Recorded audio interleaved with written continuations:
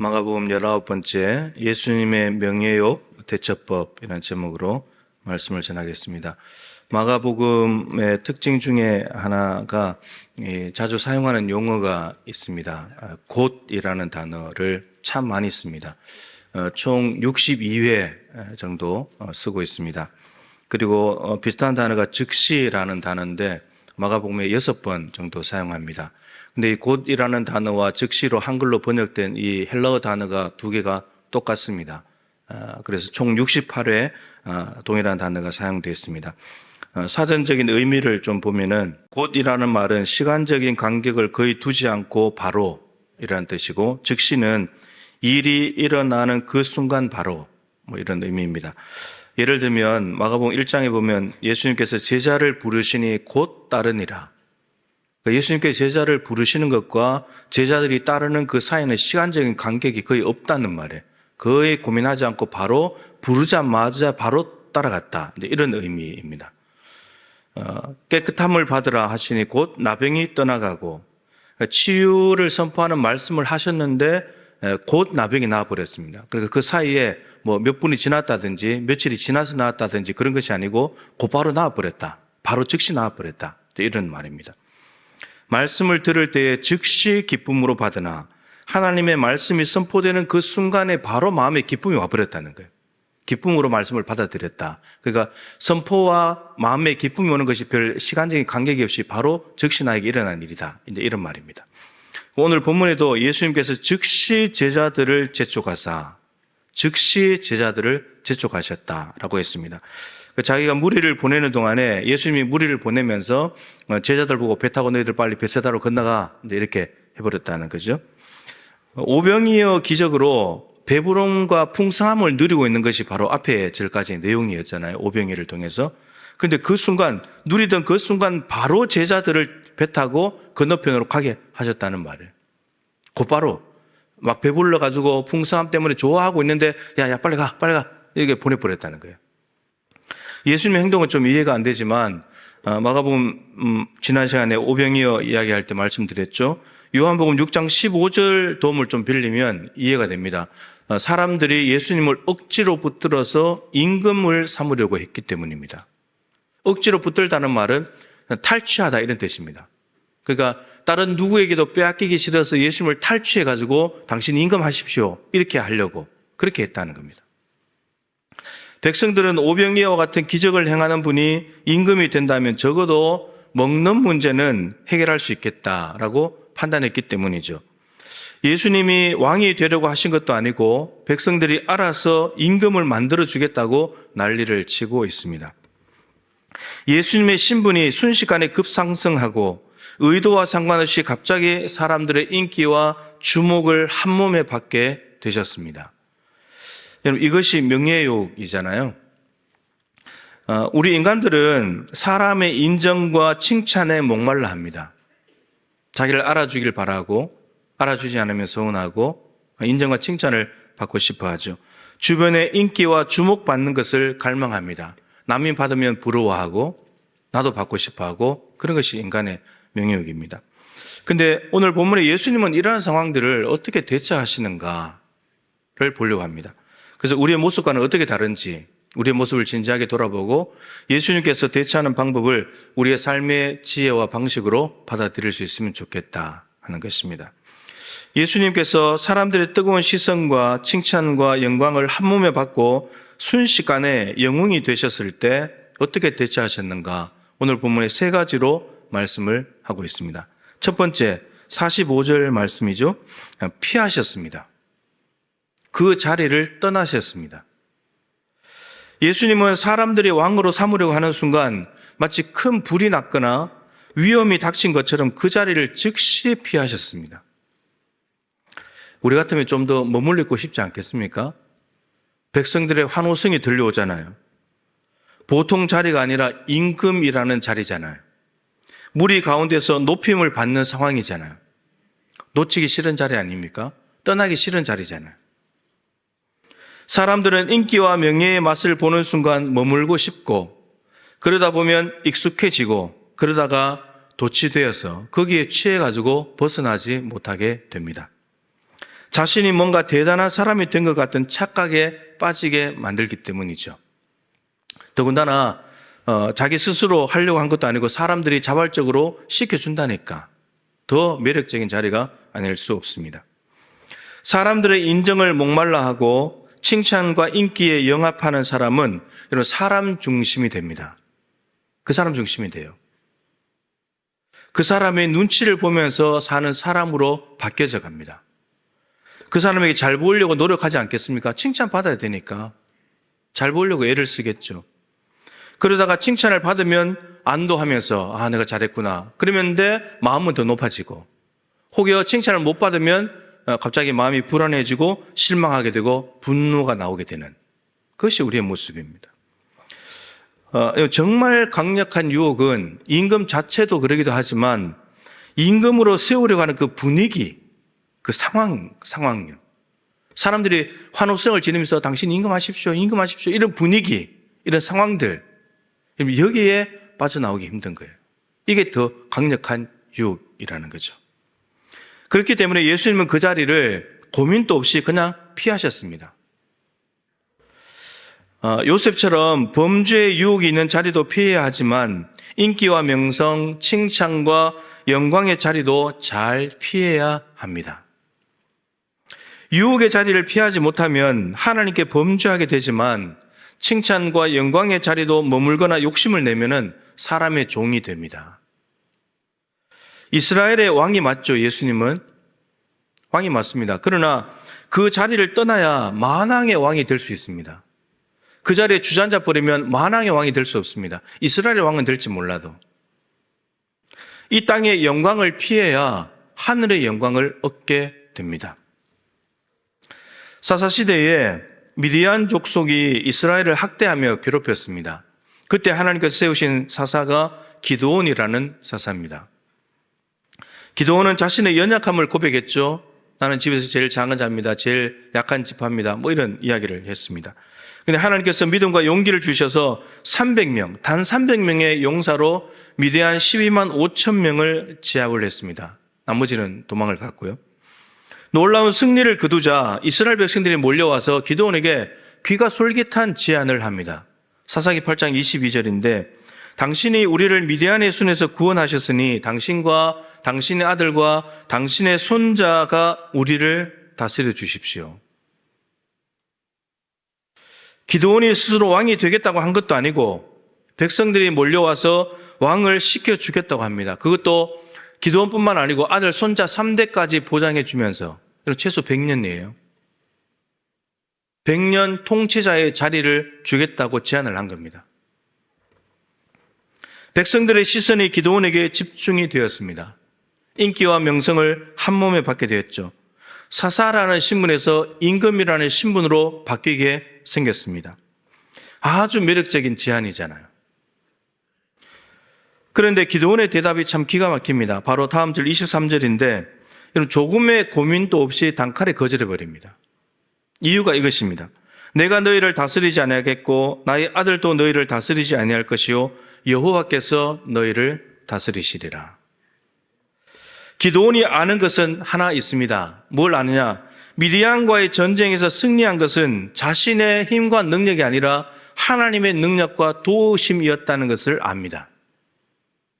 그렇기 때문에 자기가 다스릴 수 없고 하나님께서 다스려야 된다라고 말씀하고 있습니다. 내가 하나님을 대신할 수는 없다는 겁니다. 내가 뭔데 하나님을 대신할 수 있냐? 그리고 나의 아들들도 아빠 찬스, 나의 찬스를 써서 아들도 출세할 수 없다라고 딱 잘라서 말해버립니다. 인기와 명예의 자리를 피하는 것은 예수님처럼 물리적인 자리, 같은 공간, 분위기를 피하는 것도 있지만 기드온처럼 자신이 있어야 할 자리가 아니라고 인정하는 것도 피하는 겁니다. 그 자리 내 자리 아니야. 내가 왜 그 자리가? 이런 겁니다. 이스라엘을 다스리는 자리는 기드온이나 아들이나 손자가 아니라 하나님이 계셔야 된다는 것을 똑똑히 고백하고 있습니다. 자리 욕심내지 않습니다. 여러분 이것도 피하는 겁니다. 거절하는 거니까요. 하나님이 지도자의 자리에 세우셔서 일하게 하실 때는 지도자로 헌신해야 됩니다. 300명이 아니라 30명이라도 가서 하라면 가서 싸워야 되는 거죠. 그렇지만 그렇다고 해서 하나님 자리까지 넘보는 것은 욕심이잖아요. 기도는 그걸 거절하는 거예요. 그런데 우리는 어느새 한번 엄청난 성과를 내고 나면 마치 하나님이라도 된 것처럼 착각하는 것이 우리의 모습 아닙니까? 마치 내가 전부 다 할 수 있는 것처럼, 내가 교회를 다 하는 것처럼. 그러지 않습니까? 기도는 단칼에 거절해버렸습니다. 자기 자리를 아는 거죠. 두 번째, 예수님은 어떻게 하셨는가? 기적을 행한 목적, 그리고 존재 목적, 사명을 기억하셨습니다. 오늘 본문에는 선명히 나오지 않지만 피하신 이유, 그리고 요한복음 6장의 도움을 빌리면 충분히 이해할 수 있습니다. 오병이어를 행하신 목적은 임금되는 것이 아니었습니다. 떡을 나누어서 먹이고자 하는 것도 아니었습니다. 만약에 떡을 먹이는 것이 목적이었다면 예수님은 다음날 찾아온 사람들을 야단하시면 안 됩니다. 또 떡을 줘야 됩니다. 예수님이 오병이어를 행하신 목적은 예수님이 내가 메시아야, 내가 생명의 떡이니까 날 먹어야 돼, 내가 주는 떡이 아니라 날 먹어야 살지, 그게 목적이었습니다. 나 먹고 너희들 영생하라고. 이게 목적이었습니다. 백성들이 메시아를 알아차린 것이 아니었습니다. 영생 얻지도 못했습니다. 그런데 그들을 내팽개치고 아무렇지도 않게 임금이 될 수는 없지 않습니까? 또한 예수님은 자신의 영광을 구하러 오신 분이 아니라고 고백했습니다. 요한복음 8장 54절이죠. 내가 나에게 영광을 돌리면, 내가 내게 영광을 돌리면 내 영광은 아무것도 아니다. 텅 빈 것이고 헛된 거다. 이렇게 말씀하셨어요. 그리고 요한복음 6장 38절에 대로 예수님은 내 뜻이 아니라 아버지의 뜻을 행하러 왔다. 그리고 그 뜻은 십자가에 죽는 것이었습니다. 여러분, 칭찬과 영광을 욕심낸다는 것은 살겠다는 겁니다. 내가 이 땅에서 좀 더 살아보겠다는 거거든요. 그런데 십자가에 죽으러 오신 분이 칭찬과 영광을 욕심낼 수는 없잖아요. 죽으러 왔는데 살겠다고 할 수는 없잖아요. 죽어야지. 예수님에게 다가오는 이 땅의 명예욕을 이기는 방법은 사역의 목적, 내가 왜 오병이어를 행했는가, 그 사역을 목적을 분명히 하셨고, 내가 이 땅에 온 목적이 뭔가, 내 사명이 뭔가, 이것을 가지고 쓸데없는 자리를 욕심내지 않으시고 명예욕을 떨치시고 승리하시는 예수님의 모습을 볼 수 있습니다. 여러분들은 존재 목적과 사명에 충실한 삶을 살고 있습니까? 아니면 인기와 명예, 칭찬과 영광을 욕심내는 삶을 살고 계십니까? 우리의 연약함은 존재 목적과 사명을 잃어버리고 이 땅의 인기와 명예, 칭찬과 영광을 갈망할 때가 많다는 겁니다. 이유가 있습니다. 이유를 알아야 되잖아요. 갈라디아서 5장 25절 26절에 보면은 성령으로 살면 또한 성령으로 행할지니 헛된 영광을 구하지 마라, 이런 말씀이 있습니다. 성령으로 산다는 말은 성령이 내 안에 계시면, 성령이 내 안에 계시는 사람은 어떻게 되느냐면 안에 사는 것만으로 만족하고 끝날 것이 아니고 성령으로 더불어서 살아야 된다. 행한다. 보조를 맞춰서 살아가야 된다. 그분의 뜻대로 사는 삶이 있어야 된다. 이렇게 말하고 있습니다. 왜 성령님과 보조를 맞춰서 그분의 뜻대로 살아야 되는가? 그래야 헛된 영광을 구하지 않게 되기 때문입니다. 이 헛된 영광은 예전에 참 많이 말씀드렸죠. 헬라어로 케노독소스라고는 한 단어로 되어 있어요. 근데 이 단어는 두 단어가 합쳐져서 된 말이에요. 케노스, 텅 빈, 헛된, 그리고 독사, 영광이라는 단어입니다. 헛된 영광이라는 두 단어가 합쳐져서 케노독소스 한 단어가 됐는데, 근데 그걸 우리 성경은 헛된 영광으로 번역했지만 케노독소스 단어의 뜻은 자기 자랑이에요. 자기를 자랑하는 것은 헛된 영광이다, 이런 말입니다. 예수님께서 내가 내게 영광을 돌리면 내 영광은 아무것도 아니다, 헛된 거다고. 그거 똑같은 말입니다. 예수님도 자기가 자기에게 영광을 돌리면 그거 헛된 거라는 거예요. 하나님이 나를 영화롭게 해주셔야지, 그게 진짜지. 내가 나를 자랑하면서 내가 영광 받겠다고 하는 것은 그거 아무짝에도 쓸모없는 헛된 거라는 거예요. 성령이 내주하시는 것을 넘어 성령의 뜻을 따라 행하면 하나님을 자랑하며 하나님의 영광을 구하는 삶을 살게 되지만, 성령이 내주하심에도 불구하고 성령을 따라 살지 않으면, 여러분, 성령이 내주하시지 않으면 뜻대로 사는 것도 안 되고 하나님의 영광을 드리는 삶도 불가능하지만, 그러나 성령이 분명히 내 안에 계시는데도 불구하고 그분의 뜻대로 따라 살지 않는다면 하나님의 영광을 구하는 일은 불가능합니다. 자기 자랑, 헛된 영광에 빠져 살게 됩니다.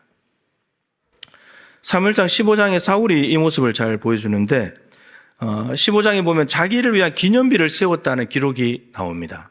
사울이 자기를 위해서 기념비 하나를 세웠습니다. 이게 왜 세우냐면 하나님께서 아각 왕과 아말렉에게 속한 모든 것을 진멸해라, 그 명령을 내리셨거든요. 아시는 대로 사울이 가서 아각 왕 살렸습니다. 안 죽였어요. 짐승들 좋은 거 다 살렸어요. 하찮은 것들 다 없앴어요. 그리고 명분이 제사 드린다, 하나님께 좋은 짐승으로 그거 가지고 왔거든요. 결과적으로 보면 하나님의 말씀에 불순종한 거잖아요. 부분적으로는 순종했지만 이런 부분적인 순종, 골라서 하는 순종 다 불순종이에요. 온전한 순종이 진짜 순종이에요.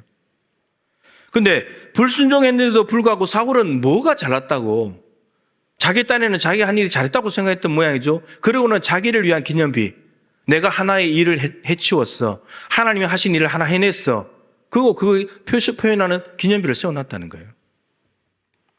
하나님은 지금 사울을 왕으로 세우시면서 후회하시고 슬퍼하고 계시는데 하나님의 마음은 모르고, 그런데 하나님의 말씀에 불순종한 것 때문에 하나님은 슬퍼하고 있는데 사울은 그래도 말씀 일부분 순종했다고 기념비를 세워놓고 있는 이런 어처구니 없는 모습이 발생하게 됩니다. 여러분, 하나님의 말씀이 거하지 못하는 마음은 성령님과 보조를 맞춰 뜻대로 살지 않는 것과 동일한 것입니다.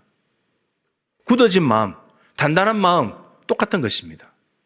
그렇게 되니까 이런 기념비를 만들게 됩니다. 기념비는 자기 자랑이죠. 헛된 영광입니다. 누구도 알아주지 않는 헛된 영광입니다. 그냥 돌인 거죠, 돌. 여러분, 게으른 삶은 안 됩니다. 삶이 게으르면 안 되죠. 근데 열심히 사는 것도 좋은데, 근데 왜? 무엇을 위해서 그렇게 열심히 사는지는 알고 살아야죠. 불순종해놓고 하나님의 뜻대로 살지도 않아놓고는 잘했다고, 스스로 잘했다고 위안을 삼고 자랑을 하면서 기념비를 세우는 것은 아니잖아요. 로마서 14장 7절 8절에 바울이 우리 중에 누구든지 예수님의 십자가 공로로 구원받은 사람은 누구나 자기를 위해 사는 자가 없고 자기를 위해 죽는 자도 없도다. 우리가 살아도 주를 위하여 살고 죽어도 주를 위하여 죽나니 그러므로 사나 죽으나 우리가 주의 것이다. 우리는 오직 주의 영광을 위해서 존재하고 있습니다. 여러분, 성령께서 내주하시는 사람, 그리고 보조를 맞춰서 살아가는 사람, 하나님의 말씀에 이끌리는 사람, 주를 위해서 살고 주를 위해서 죽는 사람, 주의 영광을 추구하는 사람은요, 시간이 갈수록 어떻게 되냐면 갈수록 자기를 축소시켜요. 주님은 흥하고 나는 쇠하여야 하리라. 주님은 점점점 증가되고 나는 점점점 감소해야 되리라. 자기를 자꾸 겸손해져요. 그리고 죄인 중에 괴수라고 말해요. 하나님 은혜라고 말해요. 무익한 종이라고 말해요. 근데 이 삶과 반대되는 삶을 살게 되면 자기를 자랑하고 자기 뜻대로 사니까 자기를 자랑하기 때문에 헛된 영광에 취해서 겸손해지지 않아요. 교만해져요. 우리의 존재 목적과 사명을 꼭 기억하실 수 있길 바랍니다. 마지막으로 참 중요한데, 예수님께서 인기와 명예가 급상승했을 때 어떻게 하셨는가? 기도의 자리로 가셨습니다. 46절이죠. 여러분, 예수님께서는 임금 삼으려고 시도하는 사람들의 인기와 주목과 환호성에 대해서 조금도 주저하지 않으시고 그 자리를 피하셨습니다. 여러분, 피했으면 되지 않았습니까? 그 자리에서 벗어났으면 되지 않았냐는 거예요. 그 자리에 머물고 그 분위기에 빠져 즐기는 것이 문제지, 그 자리에서 빠져나왔으면 괜찮은 거 아닙니까? 이렇게만 해도 참으로 대단한 포기와 결단이라고 할 수 있고, 이 정도만 해도 명예에서 벗어났다고 말할 수 있잖아요. 그런데 예수님은 단순히 그 자리를 피하는 것에서 만족하지 않으시고, 피했으니 됐다 이렇게 하지 않으시고 기도의 자리로 가셨어요. 굳이 안 가셔도 될 법한데 기도의 자리에 가셨습니다. 굉장히 중요한 거예요. 여러분, 예수님께 기도가 어떤 의미인지를 알아야 돼요. 기도는 가장 가까운 제자들과도 거리 두기를 하는 시간입니다. 아무리 가까워도 제자들도 배 타고 보내버렸잖아요. 그리고 예수님 혼자 계시는 거예요, 지금. 그리고 하시던 사역도 중단했습니다. 사역보다 더 중요한 게 기도이기 때문에. 그리고 목자 없는 양들을 돌보는 것보다도 더 중요한 일입니다. 기도가요. 여러분, 피했기 때문에, 그 자리를 피했기 때문에 먼지만한 것조차도 세상 것들이 안 묻어 있을 것 같잖아요. 그 자리를 피했으니까. 근데 환호성, 임금, 그 분위기가 이 잔상이 남아있어요. 이 잔상이 남아있어요. 이 참 웃기는 얘기인데, 제가 어느 날 예배하러 오다가 이게 길거리에 지나가는 그 유행가가 들리잖아요. 근데 유행가를 듣고 왔거든요. 근데 유행가가 계속 생각나는 거예요. 예배하러 왔는데도. 이게 잔상이 남아있는 거예요. 여러분, 그 환호성, 임금하십시오. 임금으로 추대하겠습니다. 그 잔상이 남아있는 거예요. 예수님 머릿속에. 이걸 제거해야 되잖아요. 이걸 제거하는 방법은 그 자리에서 떠나는 거 될 문제가 아니에요. 안 들린다고 될 문제가 아니에요. 이미 입력이 돼버렸기 때문에. 그것을 제거하는 것, 이 땅의 명예욕을 피하고 완전히 단절하고 세속적인 잔상을 완전히 정리할 수 있는 최적의 장소가 어디냐? 골방이에요. 하나님 앞에 가는 거예요. 거룩하신 하나님 앞에 가야 거룩해져요. 여러분, 잔상을 제거하고 거룩해야 될 이유가 있어요. 산에만 있을 수 없잖아요. 기도만 하고 있을 수 없잖아요. 다시 산 아래로 내려가면 또 누굴 만나요? 사람들 또 만나요. 또 임금하자 그러면 어떨 거예요? 또 환호성이 들려오면 어쩔 거예요? 그거 이겨내야 되잖아요. 그 기도가 필요한 거예요. 그 자리를 피하는 것은 지금 현재 당하는 유혹을 이겨낼 수 있는 방법이지만, 기도는 그 잔상을 제거하고 다음에 앞으로 반복돼서 다가올 명예욕에 대한 유혹을 떨쳐내는 무기예요. 그래서 기도가 필요한 거예요. 예수님께서 그래서 기도의 자리에 갔습니다. 기도가 없는 단순한 피함만 있게 되면 다음에 사람들이 갔을 때 환호성이 들려오면 반드시 넘어지게 되어 있습니다. 모든 것을 제거하고 거룩해지고 반복적으로 찾아오는 유혹에 맞서서 내 영혼을 지킬 수 있는 최고의 방법은 기도하는 것입니다. 한 가지 주목할 것은 인기와 명예, 칭찬과 영광의 자리를 예수님만 피하신 것이 아닙니다. 오늘 제자들도 제쳐가서 보내버렸습니다. 왜 그렇게 하셨을까요? 여러분, 예수님이 임금이 된다면 제자들은 뭐 하는 거죠? 예수님이 임금이 되면 제자들은 뭐 하는 거죠? 한 자리 하지 않겠습니까? 장관이나 뭐나 한 자리 하지 않겠습니까?